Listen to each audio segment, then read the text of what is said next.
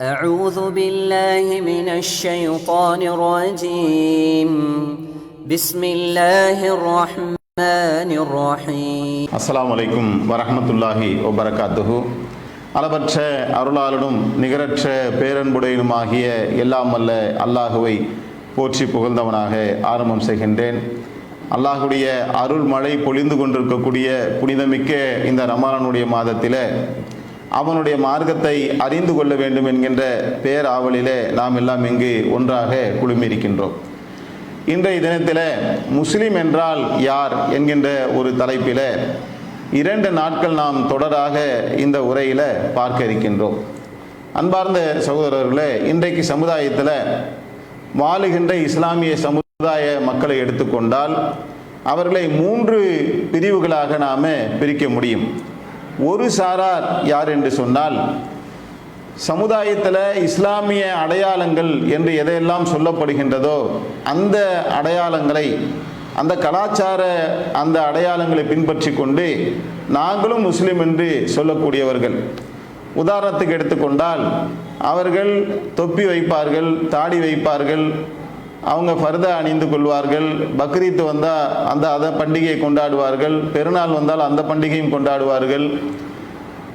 அவர்கள் பள்ளிவாசலுக்கு அவர்கள் விரும்புகின்ற நேரத்தில் அவர்கள் போய் இருப்பார்கள். அவர்கள் இறந்து விட்டால் அவருடைய ஜனாசாவில பச்சை துணியை போர்த்தி அவர்களை கொண்டு போய் அடக்கமும் செய்து விடுவார்கள்.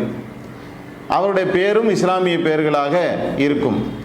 ஒரு இஸ்லாமிய தாய் தகப்பனுக்கு கூட அவர்கள் பிறந்தவர்களாக இருக்கலாம். இப்படி இந்த இஸ்லாமிய மரபுகளிலே, கலாச்சாரங்களிலே எதெல்லாம் அடையாளமாக சொல்லப்பட்டிருக்கின்றதோ அவற்றின் மூலமாக தானும் ஒரு முஸ்லீம் என்று சொல்லிக் கொள்ளக்கூடியவர்கள் சமுதாயத்தில் இருக்கின்றார்கள். இவர்கள் ஒரு சாரார். இரண்டாவது சாரார் யார் என்று சொன்னால், இந்த மார்க்கத்திலே எதெல்லாம் கட்டளையாக சொல்லப்பட்டிருக்கின்றதோ, குர்ஆனிலே எது உபதேசங்களாக சொல்லப்பட்டதோ, முஹம்மது நபி ஸல்லல்லாஹு அலைஹி வஸல்லம் அவர்கள் எதை போதனையாக இந்த உலகத்திற்கு சொன்னார்களோ அதிலே தன் மனம் போன போக்கிலே எதெல்லாம் அவர்களுக்கு செய்ய வேண்டும் என்று அவர்கள் விரும்புகின்றார்களோ அவர்கள் விரும்பியதை விரும்ப நேரத்தில் செய்வார்கள். ஒன்றை ஏற்பார்கள், ஒன்றை விட்டு விடுவார்கள். 4 செய்வார்கள், 2 விட்டு விடுவார்கள். உதாரணத்துக்கு ரமலானுடைய மாதம் நோன்பு என்று வந்துவிட்டால் அதில் ரமலானில் நோன்பு நோற்பாங்க, ஆனால் ஜக்காத்து கொடுக்க மாட்டாங்க. நோன்பு வைக்க சொல்கிறியா, சரி அது நியாயம், நான் பட்டினியாக கிடக்கிறேன், ஆனால் ஜக்காத்து கொடுக்கறது ரொம்ப கஷ்டம், அதை நான் கஷ்டப்பட்டு சம்பாதிச்ச பொருளாதாரம், அதை அவ்வளோ சீக்கிரத்தில் என்னால் கொடுத்து விட முடியாது என்று நோன்பை ஏற்றுக்கொள்வார்கள், ஆனால் ஜக்காத்தை விட்டு விடுவார்கள். சில பேர் என்ன செய்வாங்கனாக்கா, நான் தொழுகிறேன், ஆனால் அந்த தொழுகையில் பார்த்தீங்கன்னா 4 வக்து எனக்கு முடியும். ஃபஜ்ருங்கிறது நம்ம நைட் ரொம்ப வேலையெல்லாம் முடிச்சுட்டு ரொம்ப லேட்டாக வரும். ஃபஜ்ருங்கிறது ரொம்ப கஷ்டம், அது வேணா நான் என்ன செய்கிறேன், ஒரு 10 மணிக்கு தொழுதுக்கிறேன் அல்லது ஒரு 7 மணிக்கு நான் தொழுதுக்கிறேன் என்று அவர்களாகவே நான் 4 செய்வேன், 2 விட்டுருவேன், 1 ஏற்றுவேன், 3 செய்வேன் என்று மார்க்கத்திலே தனக்கு எது சாத்தியமோ, தனக்கு எது விருப்பமோ அதை மட்டும் செய்து கொண்டு அவர்கள் ஒரு புதுமையான ஒரு மார்க்கத்தை உருவாக்கி கொள்கின்றார்கள். ஒன்றை ஏற்று ஒன்றை விட்டு விடுவார்கள். இது 2வது சாரார்.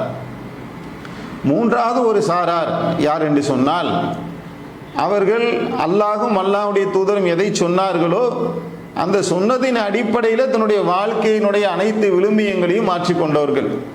தன்னுடைய மனதிற்கு விருப்பமான ஒன்றாக இருந்தாலும் கூட அல்லாஹ் அதை ஹராம் என்று ஆக்கிவிட்டால் தன்னுடைய விருப்பத்தை தூக்கி ஓரம் கட்டிவிட்டு அல்லாஹ்வுடைய விருப்பத்துக்கு முன்னுரிமை கொடுத்து விடுவார்கள்.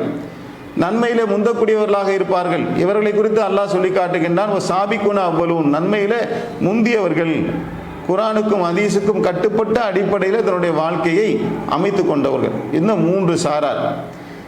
இதில் பெரும்பாலும் பார்த்தீங்கன்னு சொன்னால் மார்க்கத்தில் கொஞ்சத்தை செய்து கொண்டு கொஞ்சத்தை விடக்கூடிய மக்கள் தான் இன்றைக்கு சமுதாயத்தில் பரவி நிரம்பி இருக்கக்கூடிய காட்சியை நம்ம பார்க்குறோம். அதுதான் மார்க்கம் என்றும் விளங்கி வைத்திருக்கின்றார்கள். இந்த நிலையில் இஸ்லாமிய மார்க்கம் யாரை முஸ்லீம் என்று அடையாளம் காட்டுகின்றது?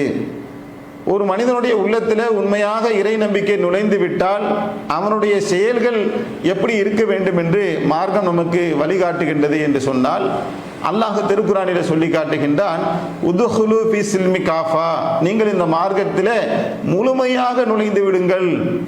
பாதி கிணறு தாண்டி நிச்சயாங்க நின்றக்கூடாது. நீங்கள் முழுமையாக இந்த மார்க்கத்துக்குள்ள நுழைந்து விட வேண்டும் என்று நமக்கு திருக்குரான் கட்டளையிடுகின்றது என்று சொன்னால், அப்போ இதுதான் இறைவனுடைய போதனையாக நம்ம இருக்குது. நம்முடைய மனம் போன போக்கில் வாழ்வதற்கு அங்கே இடமில்லை என்பதை இந்த திருக்குரானுடைய வசனம் நமக்கு மிக தெளிவாக சொல்லி காட்டி விட்டது. இப்போ முழுவதுமாக இந்த மார்க்கத்தில் நான் நுழைய வேண்டும் என்று சொன்னால், மனிதனாகிய என்னுடைய நிலைமை எப்படி இருக்கின்றது, நான் யார், மனிதனுடைய இயல்புகள் என்ன என்பதை நாம் கொஞ்சம் விரிவாக பார்த்தோம் என்று சொன்னால்தான் முழுவதுமாக நுழைவதில் எனக்கு என்ன சிக்கல் இருக்கு அப்படிங்கிறத என்னால் புரிந்து கொள்ள முடியும். ஏனென்று சொன்னால், முழுமையாக நுழைய வேண்டும் என்ற கட்டளை வந்த பின்னால், அது குர்ஆன்ல இருக்கு என்று சொல்லப்பட்ட பின்னால், அந்த உபதேசம் பரவலாக்கப்பட்ட பின்னால், ஏன் ஒரு முஸ்லீமால் முழுமையாக மார்க்கத்தில் நுழைய முடியவில்லை என்று சொன்னால், ஒரு மனிதனாக இருந்து தன்னிடத்தில் எது போன்ற பலகீனங்கள் இருக்கின்றது என்று அவன் சொல்லுகின்றானோ அதை நாம் புரிந்து கொள்ள வேண்டும் என்று சொன்னால், அப்போ மனிதன்னா யாரு அப்படிங்கிறத நாம விளங்கி கொள்ள நாம் கடமைப்பட்டிருக்கிறோம். முதலாவதாக, மனிதன் என்பவன் அவன் தேவை உடையவனாக இருக்கின்றான். மனிதன் என்று இறைவன் என்று சொன்னால் அவன் தேவையற்றவன். மனிதன் என்று சொன்னால் அவன் தேவையுடையவனாக இருக்கின்றான். எதெல்லாம் தேவையுடையவனாக இருக்கிறான்? உணவின் பால் தேவையுடையவனாக இருக்கிறான். ஒரு அரை நாள் ஒரு நாள் அவன் தாங்குவானே ஒழிய, 2 நாள் தாங்குவானே ஒழிய, உணவு என்கின்ற ஒன்று இல்லை என்று சொன்னால் அவனால் வாழ இயலாது. அதைவிட மிக முக்கியமாக சுவாச காற்றின்பால் தேவையுடையவனாக இருக்கிறான். சுவாசம் என்கின்ற ஒன்று நடைபெறவில்லை என்று சொன்னால் சில வினாடிகளிலே அவன் உயிர் பிரிந்து விடக்கூடிய அளவுக்கு மிக அத்தியாவசியமான ஒன்றாக அவனுடைய சுவாசம் அவனுக்கு இருக்குது. தண்ணி என்கின்ற ஒன்றின்பால் தேவையுடையவனாக இருக்கின்றான். மானத்தை மறைப்பதற்கு ஆடையின்பால் தேவையுடையவனாக இருக்கின்றான். இல்லற வாழ்க்கையின்பால் தேவையுடையவனாக இருக்கின்றான். ஒரு கணவனுக்கு மனைவி, மனைவிக்கு கணவனும் போன்ற ஜோடியின்பால், துணையின்பால் தேவையுடையவனாக இருக்கின்றான். திருமணத்துக்கு பின்னால் ஒரு குழந்தையின்பால் தேவையுடையவனாக, தனக்கு ஒரு வாரிசு வேண்டும் என்பதில் தேவையுடையவனாக இருக்கின்றான். குழந்தை பெற்ற பின்னால் அந்த குழந்தையை வளர்ப்பதற்கான பொருளாதாரத்தின்பால், அதை படிக்க வைக்கணும், வீட்டு வாடகை கட்டணும், கரண்ட் பில்லு கட்டணும், சாப்பிடணும், இதற்கெல்லாம் ஒரு பொருளாதாரம் தேவைப்படுகின்றது. அந்த பொருளாதாரத்தின்பால் மனிதன் தேவையுடையவனாக இருக்கின்றான். மான மரியாதை என்பதின்பால் தேவையுடையவனாக இருக்கின்றான். உணவு தேவைதான். அந்த உணவை கொண்டு போய் வைக்கக்கூடிய நேரத்தில் இப்படி தள்ளி விட்டாங்க, நாய்க்கு வைக்கிற மாதிரி எனக்கு இந்த சோறை வச்சுட்டாங்க, அதனால் நான் சாப்பிட மாட்டேன். சாப்பாடு வேணும், எனக்கு பசி இருக்கு, ஆனால் அதை நீங்கள் எனக்கு மரியாதையாக கொடுக்கணுமா இல்லையா? ஏன் நீங்கள் தட்டை தள்ளி விட்டீங்க, எனக்கு நீங்கள் கண்ணியத்தை கொடுக்கல, எனக்கு உண்டான மரியாதையை கொடுக்கவில்லை என்று அந்த இடத்துல இருந்து அவனை எழுந்திருச்சு செல்லக்கூடிய காட்சியை நாம் பார்க்குறோம். அப்போ மனிதன் மானத்தின்பால், மரியாதையின்பால், அன்பின்பால், இப்படி பல விஷயங்களின்பால் அவன் தேவையுடையவனாக இருக்கின்றான், எதிர்பார்க்கின்றான். என்னை ஆதரவு கொடுக்க வேண்டும், என்னை அரவணைக்க வேண்டும் என்று மனிதன் பல நேரங்களில் எதிர்பார்க்கின்றான். இது கிடைக்காததுனால் அழுகிறான், கண்ணீர் விடுறான். பாய், ஒரு நேரத்தில் என் மனைவி கிட்ட நான் திருமணம் முடிச்ச நேரத்தில் பார்த்தீங்கன்னு சொன்னால் அவ்வளோ அன்பா என்னை உபசரிச்சாங்க. வீட்டுக்கு போனாக்கா ஹார்லிக்ஸ் வேணுமா, பூஸ்ட் வேணுமா, டீ வேணுமா என்று அன்பான முறையில் என்னிடத்துல கேட்டாங்க. ஆனால் இன்னைக்கு நான் போகிறேன், வீட்டில் சாப்பாடு கேட்குறேன், பசியோடு போகிறேன், நீ போய் போட்டு சாப்பிட்டுக்கன்றாங்க. எனக்கு என்னிடத்துல ஒரு அன்பு பிணைப்பே குடும்பத்தில் இல்லை, என் மனைவிடத்தில் நான் எதிர்பார்த்த பாசம் எனக்கு கிடைக்கல என்று சில ஆண்கள் கண்ணீர் வடிக்கிற காட்சியை பார்க்குறோம். அதே மாதிரி சில பெண்கள் அவர் வாட்டுக்கு என்ன செய்யாரு, சாப்பிட்டு போட்டு போயிடுறாரு, என்னை சாப்பிட்டியான்னு ஒரு வார்த்தை கேட்க மாட்டேங்கிறாரு, அவர் பக்கத்தில் தான் நான் நிற்கிறேன், என் கூட உட்காந்து சாப்பிடுமான்னு சொல்ல மாட்டேங்கிறாரு, என்னை ஒரு வேலைக்காரி மாதிரி நடத்துறாரு என்று. அப்போ இந்த இடத்துல அவங்க என்ன எதிர்பார்க்குறாங்க, எது அவங்களுக்கு தேவையா இருக்கு என்று சொன்னால் ஒரு அன்பின் பால், அரவணைப்பின் பால் தேவையுடையவர்களாக இருக்கக்கூடிய காட்சியை நாம் பார்க்கிறோம். அப்ப மனிதன் என்பவன் இது மாதிரி பல தேவைகளை உள்ளடக்கியவனாகத்தான் இருக்கின்றான். சரி, இந்த தேவையெல்லாம் ஒரு கட்டத்தில் நிறைவேறி விட்டது என்று சொன்னால் அதுக்கப்புறம் அவன் நிம்மதி அடைஞ்சிருவானா, அதுக்கப்புறம் சாந்தி அடைஞ்சிருவானா என்று பார்த்தால், அந்த தேவை அவனுக்கு பூர்த்தியாகும் பட்சத்தில் அதுக்கப்புறம் அதில் ஒரு டெவலப் வரும். இப்படி இருந்தால் நல்லா இருக்குமே, அப்படி இருந்தால் நல்லா இருக்குமே என்று அவன் என்ன செய்யறான், அதில் ஆசைப்படக்கூடிய ஒரு எதிர்பார்ப்பு அதில் அவனுக்கு ஏற்பட்டு விடக்கூடிய காட்சியை நாம் பார்க்குறோம். இப்போ பசிக்கு என்ன வேணும், சோறு தானே வேணும். அந்த சோறை ஆக்கி ஒரு கஞ்சியை ஊற்றி ஒரு சட்னி அரைச்சி வச்சுட்டாக்கா பசி தீருமா தீராதா? நல்லா ஜம்முன்னு பசி தீர்ந்துடும்.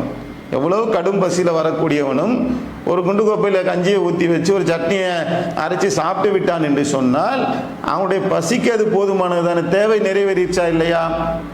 ஆனால் அதையே ஒரு 4 நாள் கொடுக்குறோம் என்று சொன்னால் எவ்வளோ நாளைக்கு இந்த கஞ்சியவே கொடுக்கிறது? ஒரு மீனானம் இருந்தால் நல்லா இருக்குமே அப்படிம்பா. சரி, மீனானத்தை ஒரு 4 நாளைக்கு கொடுத்தோம்னா 5ஆவது நாள் மீன் துண்டு இருந்தால் நல்லா இருக்குமே அப்படிம்பா. மீனையே ஒரு 4 நாளைக்கு கொடுத்தோம்னு சொன்னால் என்ன ஒரு சிக்கன் மட்டன் ஒன்றும் இல்லையா அப்படின்னு கேட்பான். சிக்கன் மட்டன் நல்லா காரஞ்சாரமாக ஆக்கி கொடுத்ததுக்கப்புறம் அதை சாப்பிட்டுட்டு என்ன சொல்லுவான், இதுக்கு ஒரு ஸ்வீட் இருந்தால் நல்லா இருக்குமே. எவ்வளோ டெவலப் ஆகுது பாருங்க. ஒரு உணவு என்று எடுத்துக்கொண்டால் அதுக்கு தேவை பசி தான். பசியை பூர்த்தியாக்குவதற்குண்டான உணவு கிடைத்த போதிலும் கூட அந்த உணவில் அவனுடைய தரம் என்ன செய்யும், ஒரு எதிர்பார்ப்பு, ஒரு ஆசை அதில் கூடிக்கொண்டே செல்லுகின்ற காட்சியை நாம் பார்க்க. இதான் மனுஷன். அதே மாதிரி ஆடை மானத்தை மறைக்கிறதுக்கு ஒரு ஆடை இருந்தால் பத்தாதா? ஒரு புடவை இருந்தால் பத்தாதா? சரி, ஒன்றும் இல்லை, இப்போ 2 தோச்சு காய போடணும் கொள்ளணும், 2 4 ஓகே தானே? ஏன் ஒரு வீட்டில் 400 புடவை ஏன் இருக்குது? ஏன் ஒரு ஆணிடத்தில் 10 20 துணிமணிகள் இருக்குது? குறிப்பாக இந்த விஷயத்தில் பெண்களை எடுத்துக்கொண்டால் அவங்க பீரோவாக துணியை வாங்கி அடுக்குவதற்கு என்ன காரணம்? ஆசை தான் காரணம். தேவைக்கு எனக்கு 10 புடவை இருக்குது, ஆசைக்கு எனக்கு 100 புடவை தேவைப்படுது. கலர் கலராக வேணும், இந்த பூ போட்டு வேணும், அவளை விட எனக்கு என்னுடைய புடவை நல்லா இருக்கணும், என் நாத்தனாரை விட என் புடவை நல்லா இருக்கணும், அதுக்காகவே இதை கல்யாணத்துக்கு கட்டிட்டு போகிறதுக்கு இந்த புடவை, மார்க்கெட்டுக்கு போகிறதுக்கு இந்த புடவை, வீட்டுக்குள்ளே போட்டுக்கிறதுக்கு இந்த புடவை. ஒரு புடவையவே பல விதங்களில் பல பரிணாமங்களில் ஏன் எடுக்கின்றார்கள்? அதான் ஒரு எதிர்பார்ப்பு. என்ன, நான் அந்த ஃபங்க்ஷனுக்கு போகிறேன், அதுக்கு ஒரு புடவை, போன வாட்டி கட்டிட்டு வந்த புடவையே இந்த வாட்டி கட்டிட்டு வந்த என்று என்னை கேட்டுவிடக்கூடாது என்கின்ற ஒரு எதிர்பார்ப்பின் காரணத்தினால், தன்னை ஒரு பகட்டாக காட்டிக்கொள்ள வேண்டும் என்கின்ற காரணத்தினால் அதுக்கு என்ன செய்கிறாங்க, ஒரு புடவையை வாங்கி கட்டக்கூடிய ஒரு நிலையை பார்க்குறோம். இப்படி உணவாக எடுத்துக்கொண்டாலும், உடையாக எடுத்துக்கொண்டாலும், வீடாக எடுத்துக்கொண்டாலும் எல்லா விஷயத்திலுமே தேவை நிறைவேறிவிட்டது என்று சொன்னால் அடுத்த கட்டமாக ஆசை, எதிர்பார்ப்பு என்கின்ற ஒன்று அவனுக்குள்ள நுழைஞ்சிரும். இப்படி இதுதான் மனிதனுடைய யதார்த்தமான நிலையாக இருக்கின்றது. இப்படி அவனுக்குள்ளே வந்த அந்த தேவை அல்லது ஆசை நிறைவேறிவிட்டது என்று சொன்னால் அவன் அந்த நேரத்தில் கொஞ்சம் நிம்மதியாக இருக்க மாதிரி தெரியும். ஒரு கால் நிறைவேறவில்லை என்று சொன்னால், அவனுடைய தேவை பூர்த்தியாகவில்லை என்று சொன்னால் சோகமாயிருவான், கவலைக்கு உள்ளாகக்கூடியவனாக, ஏண்டா முகம்லாம் வாடி இருக்கு, ஏன் மூஞ்சியை தொங்க போட்டு உட்கார்ந்துருக்க, பசி கொடுமுங்க, சாப்பிட சோறு இல்லை என்று அவன் தேவை நிறைவேறாத போது அவன் வாடி வதங்குகின்ற காட்சியை நாம் பார்க்குறோம். அதே மாதிரி அவன் ஆசைப்பட்ட ஒரு பெண்ணை திருமணம் முடிக்கணும்னு நினைப்பான், அந்த பொண்ணு கிடைக்கல, வேற ஒரு பொண்ணை வீட்டில் கல்யாணம் பண்ணி வச்சுட்டாங்க. அப்போ முகம் எப்படி இருக்கும் அந்த திருமணத்தில்? பிடிக்காத ஒரு வாழ்க்கைக்குள்ளே நாம் போகிறோமே, நாம் நினைச்ச ஒரு பொண்ணை கெட்டலையே என்று அவனுடைய முகங்கள்லாம் சுருங்கி வாடி வதங்கி விடக்கூடிய காட்சியை நாம் பார்க்குறோம். அப்போ மனிதன் என்பவன் தேவையுடையவனாக இருக்கின்றான், அவன் ஆசைக்கு உட்பட்டவனாக இருக்கின்றான்.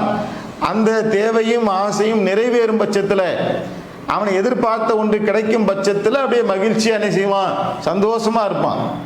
அது கிடைக்காத போது அவன் சோகக்கடலிலே, துன்பத்திலே, கஷ்டத்திலே துவண்டு விடக்கூடியவனாக இருக்கின்றான். அப்போ மனிதர்கள் எல்லாம் எதற்காக ஓடுகின்றார்கள், எதற்காக உழைக்கின்றார்கள், ஏன் பரபரப்பாக அங்கேயும் இங்கேயுமே சுற்றி கொண்டிருக்கின்றார்கள்? ஒரு சாலையில் போய் நீங்கள் நின்றீர்கள் என்று சொன்னால் இவன் எங்கே போகிறான், எங்கே வரான், கூகுண்டு போகிறான், கூகுண்டு வரானே, எதற்காக ஓடுகின்றார்கள் என்று பார்த்தால் இந்த ஒரு விஷயத்தை மையமாக கொண்டு தன் தேவையவோ, தன்னுடைய ஆசையோ, தன்னுடைய எதிர்பார்ப்பையோ பூர்த்தி செய்து கொள்வதற்காகத்தான் உலகமே என்ன செய்து ஓடிக்கொண்டிருக்கின்றது என்பதை நம்மால் பார்க்க முடிகின்றது. இப்படி ஓடுகின்ற இந்த மனிதனுடைய வாழ்க்கையில அவனுக்கு ஒவ்வொரு கட்டத்தில் ஒவ்வொன்று தேவைப்படும். எல்லா காலகட்டத்துக்கும் ஒன்னே இருக்காது. ஒரு குழந்தையாக இருக்கும்போது கிளுகிளுப்பு பார்த்தா கதை பார்த்து சிரிப்பான். அப்புறம் ஒரு 5 வயசு ஆயிடுச்சுன்னா பேட்டு பால் வாங்கி கொடுத்தா சிரிப்பான், ரிமோட்டு கார் வாங்கி கொடுத்தா அவன் அதில் சந்தோஷப்படுவான். அப்போ அவன் மகிழ்ச்சி என்பது இங்கே கிளுகிளுப்பையிலிருந்து என்ன செய்து ஒரு ரிமோட்டு காராக மாறி இருக்கு. அதே ஒரு 15 வயசு ஆயிடுச்சு, ஒரு 20 வயசு ஆயிடுச்சுன்னா அந்த பருவத்துக்கு வேற தேவை இருக்கு. நாம் எல்லாம் அதை அறிந்தவர்கள். திருமணம் என்கின்ற ஒன்று தான் அவனுக்கு இப்போ தேவை. ஒரு பெண்ணை திருமணம் முடிச்சு வைக்கணும், ஒரு ஆணை ஒரு பெண்ணுக்கு திருமணம் முடிச்சு கொடுக்கணும், அதன் பால் அவன் தேவையுடையவனாக ஆகிவிடுகின்றான். அப்போ ஒவ்வொரு பருவத்தில் ஒவ்வொன்று தேவைப்படுது. ஒரு பருவத்தில் தேவைப்பட்ட ஒன்று இன்னொரு பருவத்தில் தேவைப்படாது. ஒரு 20 வயசு பையனுக்கு போய் நான் கிளுகிழுப்பு உனக்கு வாங்கி தரேன் என்று சொன்னால் அவன் சந்தோஷமா அதை ஏற்றுக்க வேணாம். யாருக்கு வேணும் கிளுகிழுப்பு? அது எனக்கு வேணாம்ப்பா, அதன் பால் நான் தேவையற்றவனா ஆயிட்டேன், அது எனக்கு பிடிக்கலம்மா. அப்போ குழந்தைக்கு ஒன்று, அந்த வளரிளம் பருவத்தில் ஒன்று, வாலிபனுக்கு ஒன்று, வயோதிகனுக்கு ஒன்று. இப்போ ஒரு வயசானவருக்கு போய் நான் பேட்டு பால் வாங்கிட்டு போய் கொடுத்தேன்னா அவர் வாங்குவாரா? அவர் என்ன கேட்பாரு? ஒரு ஈஸி சேர் வாங்கி கொடுப்பா, நான் பாட்டுக்கு என்ன பண்ண சாஞ்சிக்கிட்டு நிம்மதியாக நான் ஒரு இடத்துல உட்காந்துருக்கணும். முதல்ல ஒரு இடத்துல உட்கார சொன்னது நிம்மதியா இல்லை, இப்போ ஒரு இடத்துல உட்கார்றதான் எனக்கு நிம்மதி அப்படிங்கிறான். இப்படி மனிதனுக்கு அவனுடைய தேவைகள் என்பதே பல காலகட்டங்களிலே, பல்வேறு சூழல்களிலே, பல பருவங்களிலே மாறிக்கொண்டே வருகின்ற காட்சியை நாம பார்க்கிறோம். இப்படியாப்பட்ட இந்த மனிதன் தன்னுடைய வாழ்நாளில எதற்காக செலவிடுகின்றான், எதற்காக ஓடுகின்றான் என்று சொன்னால், தான் விரும்பிய ஒன்றை, தன்னுடைய தேவையை நிறைவேற்றிக் கொள்வதற்காக, தான் எதிர்பார்த்த ஒன்றை பூர்த்தி செய்ய வேண்டும் என்பதற்காக ஓடுகின்றான். இப்படி ஓடி அடைந்தவர்களும் இருக்கின்றார்கள், அடையாமல் சோகக்கடலில் நீந்துகின்றவர்களும் இருக்கின்றார்கள். இப்படி வாழ்ந்துட்டு இருக்கும் போதே அவனுக்கு வயசும் ஆயிரும். வயது ஆகி அந்த வயோதிகத்திலேயே அவன் மரணிக்கக்கூடியவனாகவும் ஆகிவிடுகின்றான். இதுதான் மனிதனுடைய வாழ்க்கை.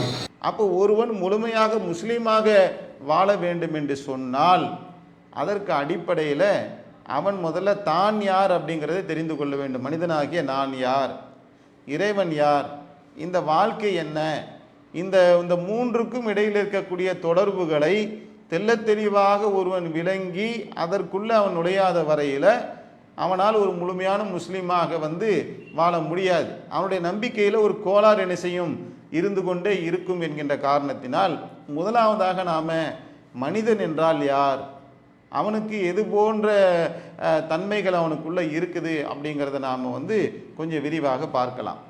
முதலாவதாக மனிதன் என்று சொன்னாலே அவன் தேவையுடையவனாக இருக்கிறான். இறைவன் என்று சொன்னால் எப்படி இறைவன் தேவையற்றவனாக இருக்கின்றானோ அதுபோல மனிதன் என்பவன் தேவைகள் உடையவனாக இருக்கின்றான். எதன்பால் தேவையுடையவனாக இருக்கின்றான்? சுவாச காற்று அப்படிங்கிற ஒன்று இல்லைன்னு சொன்னால் அவனால் சில நிமிடங்கள் கூட உயிர் வாழ முடியாது, அவ்வளோதான், ஆள் காலி. அப்போ அந்த சுவாசம் என்கின்ற ஒன்று தேவையாக இருக்குது, குடிக்கிற தண்ணி தேவையாக இருக்குது, சாப்பிட்ற உணவு தேவையாக இருக்குது, மானத்தை மறைக்க போட்டுக்கொள்ள ஆடை தேவையாக இருக்குது, ஏதாவது ஒரு இடத்துல தங்குமிடம், அது அவனுக்கு ஒரு வீடு அவனுக்கு தேவையுடையதாக இருக்குது.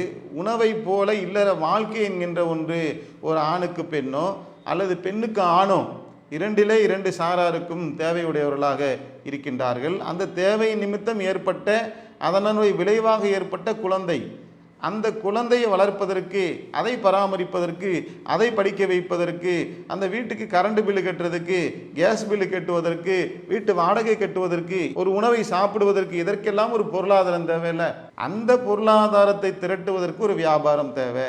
அல்லது ஒரு இடத்துல ஒரு கம்பெனியில் ஒரு வேலைக்கு போகணும், அந்த வேலையின் பால், அந்த பொருளாதாரத்தின் பால் இவன் தேவையுடையவனாக இருக்கின்றான். இதெல்லாம் ஒரு மெட்டீரியலாக நாம் பார்த்தோம். இந்த மெட்டீரியல் இல்லாமல் நான் மெட்டீரியலாக பொருள் வயப்படாத பல விஷயங்களில் பால் மனிதன் தேவையுடையவனாக இருக்கின்றான். சாப்பாடு தானே வேணும் என்று நாய்க்கு வைக்கிற மாதிரி சோத்தை தூக்கி போட்டோம் என்று சொன்னால் அப்பவும் சாப்பிட மாட்டான். எனக்கு பசி தான், எனக்கு சோறு வேணும் தான், ஆனால் அந்த சோறை எனக்கு நீங்கள் மரியாதையாக கொடுக்கணும் அப்படின்வான். என்னடா சோறு தானடா வேணாம், இப்போ மரியாதைங்கிறிய? சோறு வேணும், இருந்தாலும் மரியாதை முக்கியம், நீ அப்படி தூக்கி தள்ளி வைக்கிற, அது ஒழுங்காக வை, கண்ணியமாய் வை, அவ்வளோ எனக்குண்டான மரியாதையை கொடுன்னு கேட்குறான். இப்போ இதே மாதிரி மனிதன் மரியாதையின் பால், கண்ணியின் பால், நேசத்தின் பால், அன்பின் பால், அரவணைப்பின் பால், இதெல்லாம் பலவற்றின் பால் தேவையுடையவனாக இருக்கிறான். ஒரு மனைவி எடுத்துக்குங்க, அவர் கணவனுக்கு நெருப்பில் நின்று என்ன செய்கிறாங்க, ஒரு உணவை சமைத்து கொடுக்குறாங்க, கணவன் சாப்பிட்றார்.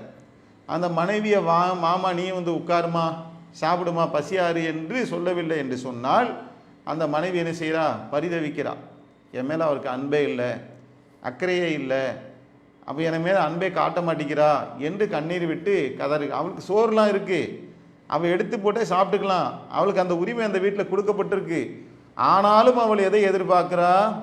சோறையும் தாண்டி, ஆடையும் தாண்டி, வீட்டையும் தாண்டி, எல்லாத்தையும் கடந்து எனக்கு அன்பு என்கின்ற ஒன்று வேணும், எனக்கான ரெக்கக்னைஸ் வேணும், எனக்கு மனைவி என்ற ஒரு அந்தஸ்து நீ கொடுக்கவே இல்லை, ஒரு வேலைக்காரி மாதிரி இந்த வீட்டில் நீ என்னை நடத்துகிற என்று என்ன செய்கிறா கொதித்து எழக்கூடிய நிலையில் நாம் பல பெண்களை வந்து பார்க்குறோமா இல்லையா? இப்படி மனிதன் என்பவன் பல உணர்வுகளின் பால் உணர்வுகளுக்கு உட்பட்டவனாக இருக்கிறான். அந்த உணர்வுகள் தன் மீது பிரதிபலிக்க வேண்டும் என்பதில் தேவையுடையவனாக இருக்கிறான் அப்படிங்கிறத நம்ம பார்க்குறோம். சரி, இந்த தேவைகள் எல்லாம் ஒரு மனிதனுக்கு பூர்த்தியாகிவிடும் என்று சொன்னால், இந்த தேவைகள் எல்லாம் நிறைவேறிவிடும் என்று சொன்னால் அதில் அவன் நிம்மதி அடைஞ்சிருவானா? சந்தோஷமா ஹாப்பியா ஒரு வாழ்க்கையை வந்து வாழ்ந்துருவானா? பசிக்குது, அதானே உன்னுடைய தேவை, இந்த பணம் ஒரு கஞ்சியை ஊற்றி வைக்கிறோன்னு வைங்களேன், அந்த கஞ்சியை குடிச்சிட்டு நிம்மதியாக போயிடுவானா? 4 நாளைக்கு போவான் அதிகபட்சம். 5ஆவது நாள் என்ன சொல்லுவான், வெறும் கஞ்சி எப்படி குடிக்கிறது, அதுக்கு ஒரு மீனான ஏதாவது ஊற்றிக்க கொடுத்தா கொஞ்சம் நல்லா இருக்குமே. இது என்னென்னா ஆசை. தேவைக்கு கஞ்சி போதும், ஆனால் ஒரு மீனானம் இருந்தால் நல்லா இருக்குமே என்று சொல்லுவது அவனுடைய ஆசையாக இருக்குது. சரி, அப்படியா, அப்போ இந்த மீனானம் கொடுக்குறேன் என்றால் அந்த மீனானம் அந்த கஞ்சி அவனுக்கு தேவையானதும் கிடச்சிருச்சு, இப்போ ஆசைப்பட்டதும் கிடச்சிருச்சு. இப்போ நிம்மதி அடைஞ்சிருவானா? ஒரு 4 நாள் தான் போகும். திருப்பி என்ன சொல்லுவான், எவ்வளோ நாளைக்கு இந்த மீனானத்தையே குடிக்கிறது, மீன் துண்டையே காணாமே, மீன் வேணும் அப்படிம்பான். சரிப்பா, இந்த மீன் என்று மீனை கொடுத்து விட்டால் அந்த மீனையே சாப்பிட்டுக்கிட்டு இருப்பானா? கஞ்சி கிடச்சிருச்சு, பசிக்கு மீனானம் கிடச்சிருச்சு, மீனும் கிடச்சிருச்சு. பிறகு என்ன கேட்பான், ஒரு வாரம் 10 நாள் சென்று ஒரு சிக்கனு மட்டனு ஒன்றுமே இல்லை, எவ்வளோ நாளைக்கு தான் இதையே சாப்பிட்றது. அப்போ அவன் ஆசை வந்து எண்ட்லெஸ்ஸாக இருக்குது, ஒரு முடிவெற்றதாக அந்த ஆசை போய்கிட்டே இருக்கு. அப்படி அவன் நினச்ச கறி மீனெல்லாம் அந்த சிக்கன் மட்டன்லாம் வாங்கி போட்டாலும் கூட அதை சாப்பிட்டு முடிச்சுட்டு ஒரு ஸ்வீட் இருந்தால் நல்லா இருக்குமே, வாயெல்லாம் எரியுது, ஸ்வீட் சாப்பிட்டா தான் கொஞ்சம் நல்லா முழு திருப்தி கிடைக்கும். அப்படி முழு திருப்தி அவனுக்கு இன்னும் அடையில பாருங்கள். ஒரு ஸ்வீட்டை கொண்டாந்து கொடுக்கணும், அந்த ஸ்வீட்டை கொடுத்ததுக்கப்புறம் ஒரு திருப்தி கிடைக்குமா அப்படின்னா அதில் ஒரு கொஸ்டின் வரும். இப்படியே அவனுடைய ஆசை என்பது நீண்டு கொண்டே செல்லக்கூடிய ஒன்றாக இருப்பதை நம்மால் பார்க்க முடிகின்றது. அப்போ தேவை என்கின்ற ஒன்று இருக்குது, அந்த தேவை பூர்த்தி அடைந்தால் அதுக்கப்புறம் ஆசை வருது, அந்த ஆசை பூர்த்தி அடைந்தால் அதுக்கு மேலே ஒரு ஆசை வருது. இப்படியே இதுதான் ஒரு மனிதனுடைய ஒரு வாழ்க்கையாக இருக்குது. இது கிடைச்சா சந்தோஷப்படுவான் மனிதன் என்பவன். அவன் எப்போ நிம்மதி அடைவான், எப்போ சந்தோஷம் அடைவான் அப்படின்னு சொன்னால், ஒரு டீ குடிக்கணும்னு எதிர்பார்த்துட்டான், நல்ல டேஸ்ட்டான ஒரு ஏலக்காய் டீ அல்லது ஒரு இஞ்சி டீ குடிக்கணும் அப்படின்னு சொன்னால் அதற்காக ஒரு பயணப்பட்டு ஒரு 10 நிமிஷம் 1/2 மணி நேரம் ட்ராவல் பண்ணி போய் ஒரு கடையில் தேடி அலைஞ்சி ஒரு டீயை வாங்கி அந்த டேஸ்ட்டில் அது இருக்குன்னா குடிச்சிட்டு அப்பாடா இப்போ தான்டா நிம்மதியாக இருக்குது அப்படின்னுவான். அப்படின்னா என்ன அர்த்தம், அவன் தேடிய ஒன்றை அவன் அடைந்து விட்டால், அவன் விருப்பப்பட்ட ஒன்றை அவன் அடைந்து விட்டால் அவன் அதில் நிம்மதி ஆயிடுவான். ஒரு புடவை கடைக்கு போவாங்க பெண்கள், அவங்க நினச்ச மாதிரி டைப்பில் அந்த சேலை கிடைக்கிற வரைக்கும் அவங்க என்ன செய்வாங்க, பரிதவித்து கொண்டே இருப்பார்கள். இது இல்லை, இது இல்லை, இது இல்லை, அது இல்லை, நான் எதிர்பார்த்தது இதுக்கு மேலே அதுக்கு மேலே என்று ஒவ்வொன்றாக அந்த கடையவே என்ன செய்வாங்க, ரணகலமாக ஆக்கி 3 மணி நேரம் 4 மணி நேரம் ஓடிய பின்னால் ஒரு கட்டத்தில் என்ன செய்வாங்க, இதான் இப்போ தான் எனக்கு சந்தோஷமாக இருக்குது, நான் நினச்ச புடவை எனக்கு கிடச்சிருச்சு, நான் யோசித்த மாடல் எனக்கு கிடச்சிருச்சு, இப்போ தான் எனக்கு திருப்தி. அப்போ எப்போ திருப்தி, தான் விரும்பிய ஒன்று, தான் எதிர்பார்த்த ஒன்று, தான் ஆசைப்பட்ட ஒன்று, என் தேவையை பூர்த்தி செய்யக்கூடிய என் மனம் திருப்தி பெறக்கூடிய வகையில் ஒன்று கிடைத்து விட்டது என்று சொன்னால் அப்போ தான் அவனுக்கு திருப்தி. இது கிடைக்கலனா, அவன் நினச்ச பொண்ணை அவனுக்கு கல்யாணம் பண்ணி வைக்கலைனா, அவன் எதிர்பார்த்த டேஸ்ட்டில் உணவு நீங்கள் கொடுக்கல அப்படின்னு சொன்னால், அவன் கேட்ட மரியாதையை கண்ணியத்தை நீங்கள் கொடுக்கலன்னா, மருமகன்தான் நான் வீட்டுக்கு போனேன் வாங்கன்னு கேட்கல, அப்போ எனக்கு நான் மரியாதை கொடுக்காத வீட்டில் நான் எப்படி இருப்பேன் என்று என்ன செய்கிறான், கோபப்பட்டு அந்த இடத்துலேருந்து வெளியேறுகின்றான். அப்போ இவன் எதை எதிர்பார்க்குறான், மரியாதை எதிர்பார்க்குறான்.